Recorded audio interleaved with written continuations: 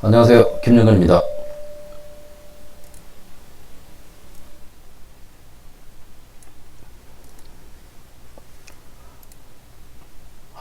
제가 오늘 설명드릴 물건은요, 제 방송 보고 제 구독하시는 분께서 지금 현재 이 상가를 보고 계신데 조금 궁금한 점이 있어서 댓글을 남겨주셔서요. 그래서 제가 오늘 영상을 제작해서 올리는 겁니다. 제가 상가 실제 경매했던 그 분당 용인 죽전 그 두 개를 방송하고 난 뒤에 이분 또한 용인 쪽에 있는 그 물건을 보고 계셔가지고요, 지금 주셨는데 제가 지도를 조금 확대를 해서, 자, 그분이 지금 보고 있는 상가는 여기 상가입니다. 용인 신봉동입니다. 자, 그러면 이 지역적인 부분을 일단 먼저 설명을 드리고요, 제가 좀 말씀드릴게요. 신봉동, 그리고 밑에 있는 광교 옆에 상현, 그리고 여기가 동천이 아니다, 성복동. 예. 용인 죽전역을 두고 내대지 마을 쪽 죽전지구가 먼저 택지개발지구가 개발되고 난 이후에, 그러고 난 뒤에 용인 동천동 있는 그 아래쪽 안쪽이죠. 그쪽이 택지개발 사업이 개발이 되었어요. 그때 세 개의 단지들이 지금 여기 보이는 신봉동, 상현동, 자꾸 말이 새네, 성복동, 예, 요쪽이 개발이 되었거든요. 그 중에 신봉동입니다. 신봉동 죽전 당국대학교 있는 이쪽은 분당 아래쪽에서 송파, 강남 접근성을 가진다 그러면, 지금 현재는 신봉, 상현 이쪽은 광교 위쪽이면서요, 용인 서울 고속도로 나들목이 생기면서 강남으로 들어가는 아주 좋은 교통 여건을 갖추게 됐어요. 제가 여기 뭐 수없이도 많이 다녔던 데입니다. 자, 보시면 여러분, 요게 용인 서울 고속도로 서수지 나들목 IC거든요. 요 위쪽에는 판교입니다. 여러분, 여기가 판교니까요. 판교, 대장동, 동원동, 대장동, 낙생 저수지 그 아래쪽에 있는 신봉입니다. 뭐 분당 고기동이 일대는 고급 전원주택 부지들이 상당히 많죠. 아주 조용하고 사람 살기 너무 좋습니다. 여기 이제 신봉동인데요. 신봉동에 있는 상가를 이분께서 지금 보시는데, 자, 신봉도 일대를 잘 한번 보십시오. 여기에 보이는 조그만하게, 이 하천이 크진 않습니다. 근데 산책로는 너무 이제 지금은 너무 잘 갖춰져 있고요. 뭐 분당처럼 요즘 신도시처럼 요 하천 주변 정비가 너무 잘 돼 있어요. 그래서 저녁에 애들 데리고 나가서 운동하고 산책하기 좋고요. 앞뒤로가 다 산이기 때문에 정말 공기 좋고 여름에 이거 시원합니다. 한겨울 돼도 고층에 있는 분들은 그 에어컨 안 틀어도 될 만큼 시원해요. 조용하고 살기 좋은 동네거든요. 교통도 용인 서울 고속도로 때문에 워낙에 좋아졌고요. 자, 근데 여러분, 주거의 입장에서 보면요, 제가 그전에도 그 분당 순회역 상가를 이야기하면서 한번 말씀드린 적이 있는데, 주거의 입장에서는 이 탄천, 정비되어 있는 탄천이요, 아주 유익하게 쓰입니다. 대신 상가 입장에서는요, 이게 상권을 좀 단절시키거든요. 사람이 심리적으로도 이런 보이게 그러지 않아요? 이쪽에 있는 분들이 이쪽 상가로 넘어오기가 정말 다행히 이쪽은 상가가 없어요. 단지 내에 뭐 조그마한 상가가 있겠죠. 그거 아니고는 결국은 신봉교를 넘어서 여기 상업지구 상가로 와야 돼요. 그래도 신봉동 일대는 다른 지역보다는 상가 포지션 자체가요 많지 않습니다. 주변이 다 아파트고요. 상가로 분양했던 자리는 지금 여기 있는 프라자들 몇 개 깔려 있는 여기가 사실은 다거든요. 요 상업지역에 돼 있죠. 요 상가, 여기 상가, 안쪽 상가, 파크 프라자. 요게 거의 답니다. 그래서 희소성도 제가 볼 때는 적당히 있다라고 판단이 돼요. 판단이 되고요. 요 물건은 지금 967번지하고 967-1번지 두 개 필지 위에 하나의 건물이 앉아서 상가를 분양했던 분양상가입니다. 그 중에 이제 손님께서 보시는 게 지금 신봉동 진성프라자 2차 6층에 있는 물건입니다. 6층에 있는 물건. 자, 여러분 여기서 내가 이거는 설명을 해드릴게요. 사건 번호는 동일합니다. 제가 자세히 보니까 사건이 두 개가 병합이 됐더라고요. 그렇게 하면서 하나의 새로운 사건 번호를 부여하면서 물건 번호가 1번, 2번. 뭐 아무 상관없습니다. 내가 1번에 들어가든 2번에 입찰을 들어가든 그거는 아무 상관없어요. 차이가 나는 거는 둘 중에 어느 하나가 먼저 예를 들어 낙찰이 되었다 하더라도 나머지 하나가 낙찰이 되어야지만이 같이 묶어가지고 배당을 한다는 거. 그래서 처음에 먼저 낙찰받은 사람은 두 번째 물건이 낙찰받고 잔금이 납부되어야지만이 배당기일이 잡히기 때문에 짧게는 한 달, 길게는 한 2달 정도의 시간이 더 소요가 된다는 부분은 감안하셔야 됩니다. 이해되시죠? 두 개가 같이 경락이 되어 가지고 같이 묶어서 총 매각된 금액을 가지고 배당을 하니까 먼저 낙찰받은 사람은 나중에 낙찰받은 거하고 같은 날 같이 되면 더없이 좋죠. 근데 제가 볼 때는 조금 차이가 날 것 같아요. 그래서 제가 이 말씀을 드리는 거니까 시간이 한 달 내지 2달 정도는 예상했던 시간보다 조금 더 늦어질 수 있다. 그거 감안하시고요. 물건번호 1번, 2번 두 개라서 어떻게 뭐부터 설명해야 되나? 그래 1번부터 먼저 설명을 드리겠습니다. 자, 1번 보시면요. 1번 물건 보시면 자, 물건번호 1번이죠. 근린상가입니다. 진성프라자 6602호. 602호가 어떻게 생겼을까요?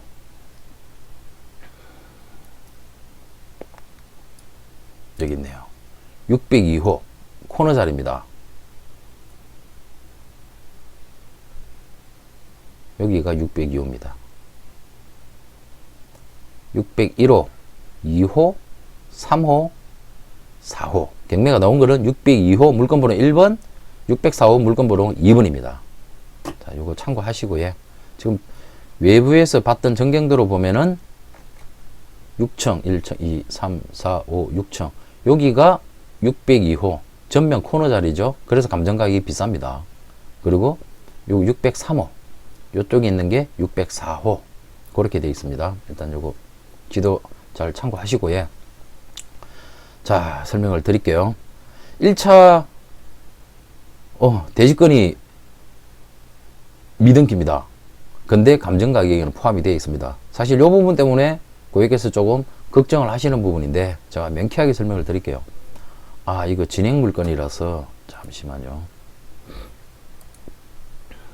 예, 이렇게 됩니다. 자, 건물 면적이요. 실평수가 40.5평입니다. 40.5평에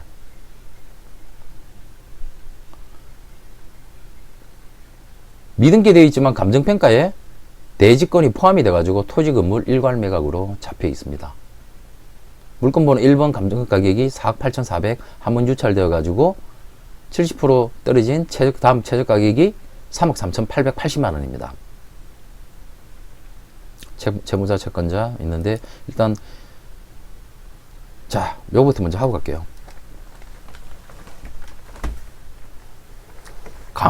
그 감정평가 금액에는 포함이 되어 있는데 감정평가에는 포함이 되어 있는데 대지권 등기가 안 돼 있어요.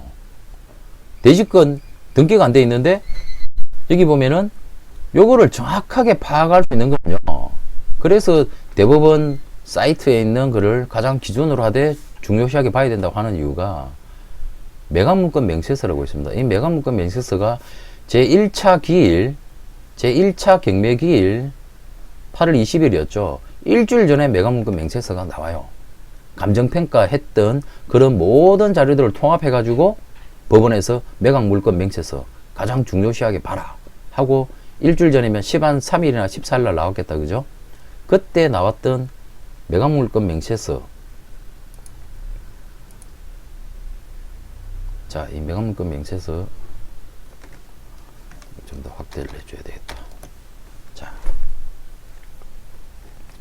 보면은 매각물건 맹세서죠. 2019 타경 16870 매각물건번호 1번. 임차 권리는 제가 좀 이따 설명해 드릴게요. 여기 보면요, 이 비고란이요, 등기 권리가 소멸되지 않은 건 없습니다. 결국 이 이야기는 곧 대항력이 없다는 거거든요. 지상권이나 이런 것도 없으니까 인수할 권리가 없다는 거고요. 대신에 비고란을 보면 대지권이 미등기이고, 그러나 최저 매각 가격에 대지권이 포함된 가격이다. 그거는 건물과 토지를 따로 감정평가 해가지고 합산해서 감정평가 했다는 거거든요. 그것만 가지고도 조금 부족한 부분이 있습니다. 사실 감정평가 금액에 대지권이 포함돼 가지고 일괄로 나오면 낙찰받아서 등기 취득하면요, 재산권 행사하는데 사실 아무 문제 없습니다. 근데 이 물건은 조금 더 참 안정적이고 좋은 거죠. 2020년 5월 7일 날 사신조회를 법원에서 보내니까 답변이 왔어요. 대지지분 물건번호 1번 대지지분 29.15 제곱미터가 포함된 상가 분양계약서를 제출했다고 합니다. 여러분 상가 분양 받아보신지 모르겠는데요, 상가 분양 받으면요, 최초에 다 지어진 상태에서 분양하는 게 아니지 않습니까? 우리 아파트 분양 받아도 똑같습니다. 분양계약서에 뭐 깨알같이 있지만 가장 중요한 게요, 상가 분양 금액, 그리고 건물 면적 몇 평, 몇 제곱미터, 그리고 대지권 몇 제곱미터, 그거 다 해가지고 그거 할 때도 부가세 때문에요, 건물에 대한 부가세분만 발생하거든요. 그래서 토지와 건물이 두 개가 나눠져 있어요. 그 분양계약서에 대지 가격은 얼마, 건물 가격은 얼마, 그게 되어 있는 분양계약서를 법원에다가 제출을 했답니다.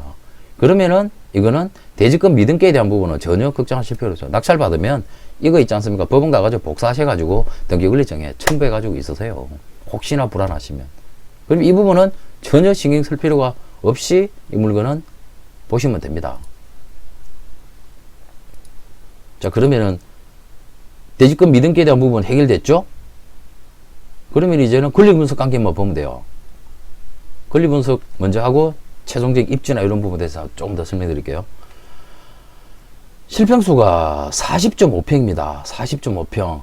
저 개인적으로는 조금 고층 상가인데 40평이면요. 사실 조금 좀 어중간해요. 조금 어중간합니다. 차라리 전용이 한 60평, 80평. 제가 이 물건을 보면서 600, 2, 3, 4 세 개가 다 일괄로 나왔으면 오히려 더 손님들이 응찰 준비하시는 분들이 판단하기 더 좋을 것 같은데, 중간에 하나는 또 소유주가 틀리니까 딱 떨어져 있어요. 그래서 이 부분도 사실은 어떤 업종으로 임차를 놓을 때 큰 거를 분할해서 임대를 주는 거는 수월해요. 근데 그분은 전용이 최소한 50평 이상이 돼야 된다. 근데 이건 40평밖에 안 되거든요. 그러면 작아서 임차인을 얻을 수 있는, 수요자를 찾을 수 있는 확률이 줄어드는 거거든요. 그 부분은 사실 좀 아쉽습니다. 아쉽고, 예. 자, 1순위 건저당, 최선순위 건저당이요. 2010년 10월 28일입니다. 뭐, 개인분이신데, 개인이 됐든, 하무신데, 신고 알리 보니까 기업이네요. 은행이네요. 예. 1순위 건저당이 2010년도 10월 28일입니다. 자, 임차인 볼까요? 602호 전부를 점유하고 있는데 임차인이 사업자 등록이 2018년이네요. 그리고 확정일자는 또 2019년도에 받았지만 사업자 등록일이 건저당 일자보다는 늦기 때문에 대항력이 없다는 겁니다. 대항력 없죠? 대항력이 없다는 거는 점유를 주장할 수 없다는 겁니다. 낙찰받은 사람한테 나 여기 계속 그냥 나 사업체 운영해야 돼요. 이거를 요구할 수가 없어요. 요구할 수가 없습니다. 그러면은 인도명령 대상자라는 거거든요. 낙찰받고 자기가 꼭 사용을 해야 되는 사람은 죄송하지만 비워주세요. 내가 법원에 인도명령 결정문 판결문을 가져왔으니까 명도에 응할 수밖에 없습니다. 그러니까 나머지 이제 권리분석 생각할 것도 없어요. 건저당 이후에 나머지 모든 권리는 특별한 유치권 그리고 예고 등기 일부 몇 개를 제외하고는 전부 다 직권 말소거든요. 깔끔하게 정리가 다 끝납니다. 임차인은 대항력 없고 경락받은 사람은 잔금만 정확하게 납부하면 됩니다. 그러면 소유권 등기 넘어와서 내가 사용해야 되겠다. 그러면 인도명령 신청해서 7일 이내에 인도명령 결정문 나오거든요. 그거 가지고 명도 진행하시면 돼요. 근데 뭐 다행히 그래도 명도가 또 그다지 어렵지 않을 것 같습니다. 왜냐하면 이 임차인이요, 소액 임차인이 포함이 되고 확정일자까지도 정확하게 잘 받아놓고 배당 요구 기일 이내에 배당 요구도 했어요. 상가 임차인이 최우선 변제금 소액 임차인으로서의 최우선 변제를 받으려 그러면요, 4가지를 갖춰야 됩니다. 점유를 해야 되고요, 사업자 등록을 하고, 그리고 확정일자를 갖춰야 됩니다. 그래야 우선 변제권이 성립하거든요. 그리고 배당 기일 내에 배당 요구를 해야 돼요. 확인해 보니까 보증금이 2천에 월세가 100만 원이니까 환산 보증금이 1억 2천 밖에 안 되네요. 제가 요 자세한 설명은 그 전 강의에 명확하게 설명해 놨습니다. 시간 관계상 제가 조금은 줄일게요.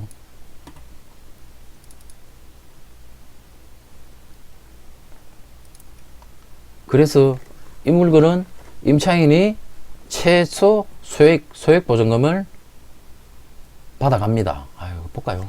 2010년이었죠. 2010년이었으니까 상가 2010년 2010년 7월달 그 전이라도 용인, 경기도 용인시 1억 5천 이하고 보증금 2,500만원 이하면은 750만원 받아갈 수 있습니다.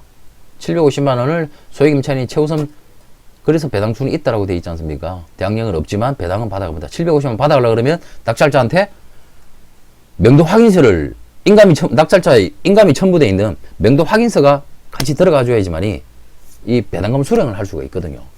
그게 명도 카드입니다. 명도하는 카드. 낙찰자가 들고 있는 카드.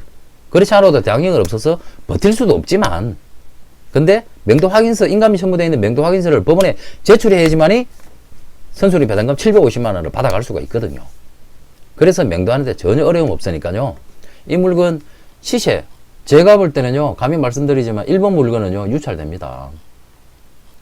뭐 현장을 가서 제가 정확하게 조사는 안 했지만 40평이지만 여기 월세가 제가 볼 때는 최소가 아니고요, 보증금 2천에 월세 130만 원, 뭐 150만 원 밖에는 힘들 것 같거든요. 그런다 그러면 2차익수도 제가 볼 때는 유찰이 될 것 같아요. 일본 물건은요. 근데 이번 물건 같은 경우는 보니까 면적은 불과 40평입니다. 일본 물건하고 차이가 거의 없죠. 그죠? 그런데 일본 물건은 602호는 전면에서 봤었을 때 코너 자리였고 604호는 안쪽으로 있지 않습니까? 여기에 따라서 분양가가 틀렸거든요. 그래서 감정평가 금액이 틀린 겁니다. 차이 많이 나죠? 최초 감정가가 3억 8천이었습니다. 한번 유찰돼가지고 최저 가격이 2억 6천 6백입니다. 같은 날 진행하지만요. 이번 물건은요, 이번 물건도 전혀 사업자 등록이 2017년도니까 대항력 없어요. 배당금도 없어요. 이 사람은 확정일자도 안 돼 있고 배당 요구도 안 했고, 이분도 지금 2천에 110만 원 있다 그러는데, 이번 물건 같은 경우는 그래도 면적이 40평 정도 되면요, 용인에 신봉동에 6층이지만 이 상가가 월세가 그래도 100한 2, 30만 원 정도는 받을 수 있을 거라고 생각이 됩니다. 그렇다고 하면은 110만 원 돼 있지 않습니까? 최소 금액이라고 생각하고 110만 원, 120만 원 생각하면은 이 2번 물건 같은 경우는 2번 차에 입찰을 들어올 확률도 없지 않아 있을 것 같습니다. 시세에 대해서, 위치에 대한 그런 부분에서 조금 더 궁금해 하신 부분이 있으면 그 손님 다시 한 번 더 답장 보내주시면요, 제가 한 번 더 영상을 찍어 가지고요, 이 지역에 대한 상가에 대한 위치, 임대료 그런 부분을 조금 더 명확하게 말씀을 드리도록 하겠습니다. 자, 오늘 요 설명 강의는요 여기까지 하고요. 시간이 20분밖에 안 돼 가지고 제가 시간이 좀 쫓기네요. 문자 남겨주시면요 제가 다시 한번 영상 올려드리겠습니다. 예, 감사합니다.